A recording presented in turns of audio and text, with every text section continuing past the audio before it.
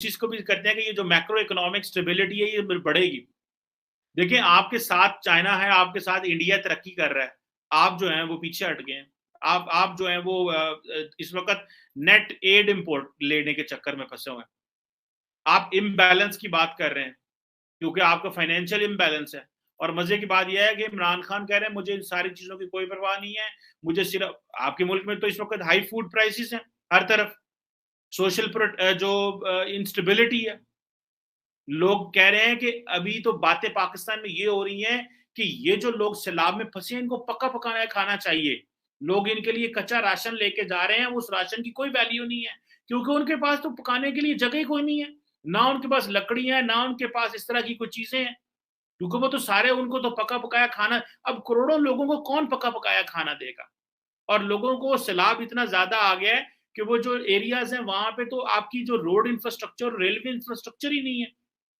अब हमारे सियासतदान जो हैं इसका भी फायदा उठाएंगे, जिस तरह मैंने आपको कहा है, और कहेंगे कि जनाब बल्ले भल्ले हो गई, ये देखें हमने तो इस इलाके में इतनी सड़कें बनवा दी, हमने तो इस इलाके में ये कर दिया।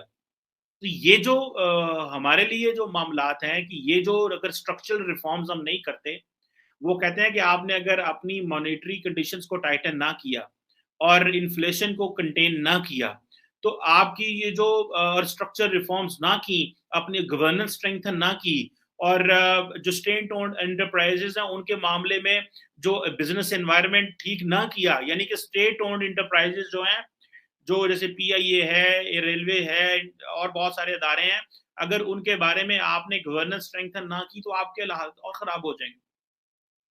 और अगर आपको सस्टेनेबल ग्रोथ चाहिए तो आपने फिर ये जो और उसके लिए जॉब्स क्रिएट करनी पड़ेंगी क्योंकि आबादी बहुत बढ़ गई है। हम लॉर्जली आबादी को हम इग्नोर करते हैं। आबादी बड़ा फैक्टर है इस वक्त पाकिस्तान में, क्योंकि आबादी की वजह से तो मसाइल पैदा होते हैं। जब आपकी आबादी कम होती है तो आपको जारी बात है फूड उसकी शॉर्टेजेस कम होगी। अभी आबादी इतनी ज्यादा हो गई है कि फूड शॉर्टेजेस जो है वो तो पूरी नहीं होंगी। फूड फूड आपको चाहिए, हर तरफ से फूड ही फूड चाहिए।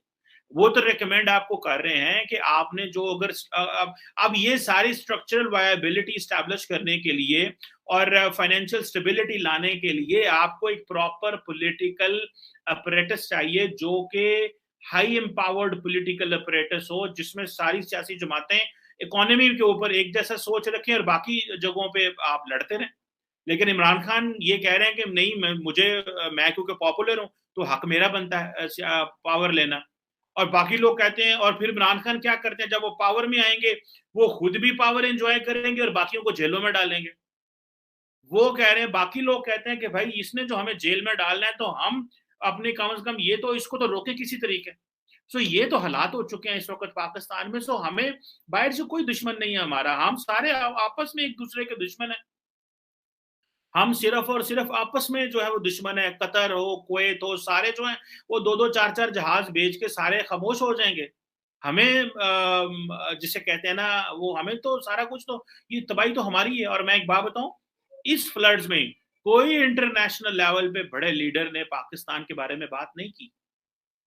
जब दहशतगर्दी की जंग चल रही थी तो उस वक्त अगर 2010 में जब सैलाब आए थे तो पैसा ही पैसा आता था, पैसा ही पैसा था। और जब